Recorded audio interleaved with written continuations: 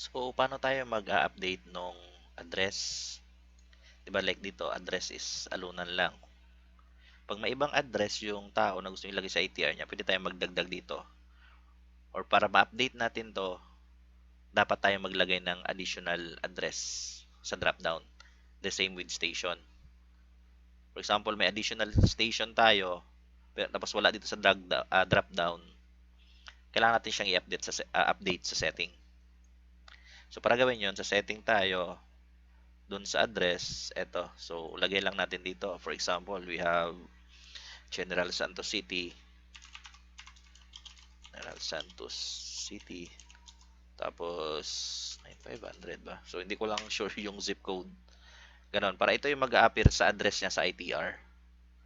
For the station naman, kasi kailangan din yung station. Kasi nga, pag mag-print tayo sa susunod, pwede tayo mag-print na by station.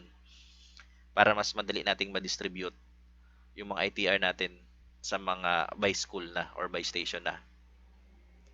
So, dito tayo sa station. So, ilalagay din natin dito. Ayan, tapos yung station ID nila. Okay? Dito kasi yan mag-appear mamaya sa reports. Update lang muna tayo ah.